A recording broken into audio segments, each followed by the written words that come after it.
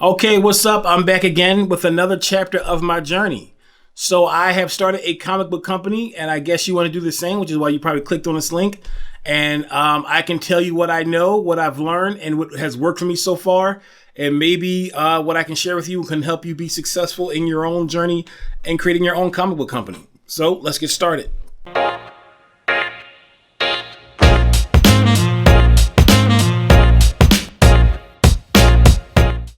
Here's the first thing. A comic book company. You want to start your own comic book company. The key word here is company. So the biggest issue that I found out when I talk to a lot of people who are in the same position that I'm in, or people who are in the same kind of boat or want to be with this, is that a lot of people, not all, but a lot of people don't take this serious as a business. And that is the key. This is a business, and you have to treat this as a business. So that means, like any other business, a business deals with products, profits, losses, accounting, marketing, all those things. And if you're not treating this in that realm, and I know as creative people, we just want to create. We just want to create our ideas and share them with the world. And that's why I do it. That's why I've got into this. But if you want your comic book company to be a sustainable company and that you can keep doing it and not have someone telling you what to do and how to create what you want to create, you want to do your own thing, you have to treat this as a business first and foremost. So that means that you have to understand how a business is run. You know, if you have no idea about how to start a business or what a business works or what makes a business go, one of the books that I found to be very helpful is this one right here. It's 0 to 1 by Peter Thiel. This is a good book to start with. And I tell you one thing I've also found for business and starting a business, I would say watch the TV show The Profit with Marcus Lemonis. There are so many people on there who have great ideas who start a business. And sometimes like the most glaring, what it seems obvious to the audience or as a business person that they're missing, Marcus Lemonis points it out. Is the restaurant making money? No. How much are you losing a month? Currently in $5,000-6,000 a month. Who acts as the owner-operator, the person that unlocks the door and locks the door? Nobody. If you're completely new to the idea of having a business, or even if you're not, I think those are good things to get you in a business mindset for what you have to do for your comic book company. It's a company. It's a business. Run it as such. Second thing. So as you start your business, you need your product. So your product is a comic book. So what consists of a comic book? So again, I mean, if you maybe already be a comic book person, or you may be a person like myself I'm a writer. I'm not an illustrator. I try to draw it and it looks it's pretty crappy. So there are several jobs in the comic book. You think like, okay, well, I hire an artist and they make the comic book and that's the end of it. So you may find that one person who does all the things, but sometimes you may not. So a comic book consists of, when they create a book, it's a penciler, it's an inker, it's a colorist, then it's a person who does the lettering, and then you have someone who typically sometimes does a cover. Now, sometimes the person who does what they call the interior pages will also do your cover. That is common, but sometimes you hire outside to get someone else to do the cover as opposed to the person doing the interiors. I write my own book. And you got to hire a writer if you're not a writer. So you got an idea. But you're not a person to create it. It's just like, you're just a person. I got an idea. I like comic books. I want to hire people to help me make it. So you also have to hire a writer if you're not doing any of the work yourself.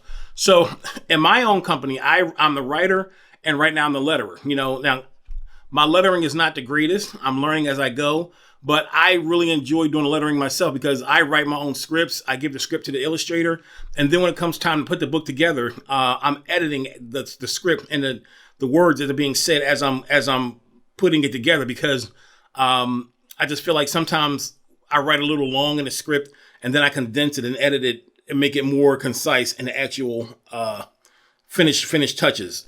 My first title, MUNCH, the person I hired, he does the inking. It's because my interiors with my book is black and white with gray tone. So he does the pencils, the inks, and he does a gray tone coloring to the book. So I don't have a colorist. But in my next title, it's going to be in color. So that's going to be a different thing. People always say, don't judge a book by its cover, but everyone judges your book by its cover.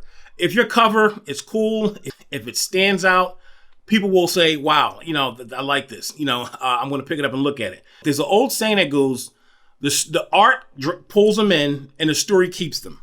So your art want to pull people in, and the story keeps them. So a person's going to pick up your book, they're going to flip through it, and they're going to say, okay, this is cool, this is cool, this is cool. And then they'll start looking at the story and start reading and say, oh, this is interesting. And then people will typically buy your book. But if that art doesn't grab them from the beginning, forget about it. They're not going to buy the book. And the first art they're going to see is the cover. So you want your cover to stand out. You want it to be something that's going to grab people's attention. And this is where the marketing aspect of what you're doing comes in. You have to make sure that you're marketing your book in a way that will grab people's attention and make them want to pick that cover up. The cover typically takes more time to do than in the interior because covers are important. You want to make sure that your cover is good. And again, the person who's doing interiors, you may, outsource your cover to someone else. And the person who does the cover typically will charge more to do the cover than will charge to do what your person doing for the interior of a page to do. And the person who does the cover will do everything. They will draw it, ink it, and color it. So, but covers are a big deal. So the person doing your book may also do the cover. And if that doesn't work, don't be afraid to ask someone outside of that person to say, I need a cover that's going to sell this book. I need something that's going to grab people's attention. So the covers are important. Now that your book is done, you want to copyright it. So understanding this, copyright will not save you, but having your copyright gives you a chance to actually fight in court to say, here's my copyright, this is what I've done, here's my dates, and came after them, and they try to steal my stuff. So it's very important to copyright. Don't just shirk it off. You want to make sure you go ahead and copyright your book. So copywriting is pretty easy. So when I first started copywriting things, scripts and movies and things like that, you had to mail everything in to the copyright office. Now, mostly you can do everything, digital, just, upload it online. And you go to copyright.gov. They will, and that's how you copyright things. And I think to copyright a book or a comic book, I think it's like $40 to do so. So it's just $40. You send your work in. The prices do change, but last time I checked, it was about $40. So now your book is done. It's copywritten. Now you got to get your barcode. So barcodes is how your book can get scanned into every store or whatever around the country.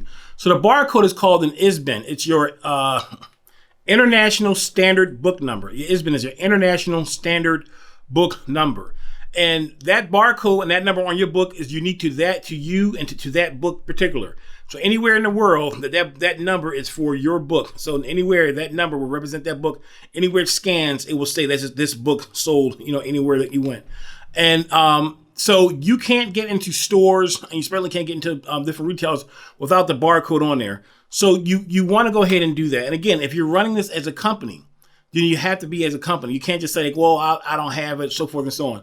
So if you're strapped for cash and you're just starting out and you're just selling your books by hand, and you're just going like to different shows and having people buy books, you have a table or selling books that way, and you don't have money to get barcodes just yet, then fine. If that's where you got to start, that's where you start. But it should be in your mind that if you're going to grow and keep doing this, you're going to have to get barcodes. To get barcodes, I bought 100 barcodes. I think it was like $575 for 100 barcodes. If I'm not mistaken. I bought them a while ago. And here's the thing, it's so funny too. In other countries, a barcode is like basically free. I think one country they're free. Another country they only charge you like a nickel for it. Only in America. It's expensive. So again, I paid $575 for 100 barcodes. And those are my 100 barcodes, and no one can put anything on those that they belong to me. Yes, and each book. So if you have a book, every book has to have a separate barcode. So issue 1 has one barcode. Issue 2 will have a second barcode. So every book has a different barcode on it. So marketing. So this is the important part. You want to sell this book. So of course, the first thing being your cover selling it, you have to market your book. So you have to come up with an idea. So you got to figure out who wants to buy this book. And don't say people who like comic books. Because not every comic book is for every person. And people make that mistake all the time. I'm making a comic book for who? For comic book people who like comic books. So of course, people who like comic books will buy comic books, but every comic book is not for everybody. No one says, oh, I'm making a TV show. Well, who's the audience? People who like TV shows. Well, again, I like TV shows. I like Breaking Bad, but I'm not the greatest fan of Grey's Anatomy, and no hate on Grey's Anatomy. My wife loves that show. And I've watched it because she watches it. So it's not a bad show at all, but I don't necessarily seek it out. You know what I mean? So Grey's Anatomy was not made for me. It was made for people like my wife. So don't make your book and say, I made this book for comic book people. You have to figure out what comic book people or people is going to actually enjoy what it is that you created. Aside from visually having your cover help sell your book or draw people in, you want to also have what I call a tagline. So tagline is what you want to bring in and use to get people interested into what your book is about. So someone's going to say, oh, this is your book. What is your book about? So for MUNCH, I would say, I came up with the tagline, which I found that worked very well to get people's interest, was, it's the origin story of Kentucky Fried Chicken told from the viewpoint of the chicken. Stories of KFC, but it's told from the viewpoint of the chicken. And of course, people always say, what? Or they would laugh and say, what is that about? Well, tell me about it. Tell me more. And that was like that tagline that just got people's interest for them to give me an opportunity to talk more about it and bring more people into the conversation. So then my follow-up would be, it's a story about space aliens who come to Earth, find out human meat is delicious, and then they're coming down and gathering humans in these trips and taking them back to their planet because human meat is delicious and human meat is a very viable commodity on their planet. So now there's a character named David Munch, who is this medevac helicopter pilot who becomes the unwilling leader of the resistance from stopping the aliens from coming down to Earth and gathering humans. So aside from having the tagline and a synopsis and your cover of your book, you want to think about what else can I do to help market my comic book. And you want to go all out. Everyone's trying to get everyone's attention now. Everyone's got a book or a show. I mean, there's so much going on. There's so much noise. It gets harder and harder to stand out from the crowd.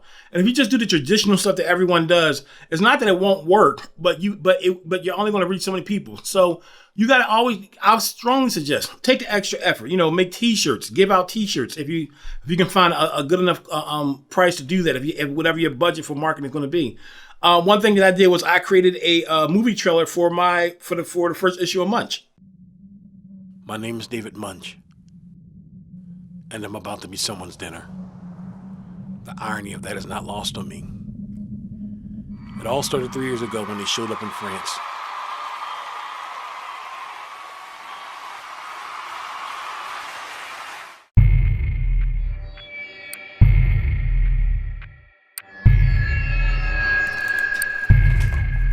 Right from the beginning, they let us know humans were no longer top of the food chain.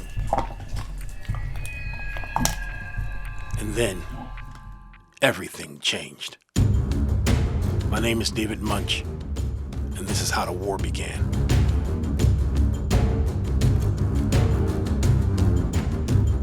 So you can do one book as a company and just sell that one book. And there's nothing wrong with that. But if you're doing this as a company to sell books, I would strongly suggest that, you have it in your mind and in your pipeline to do more than issue one.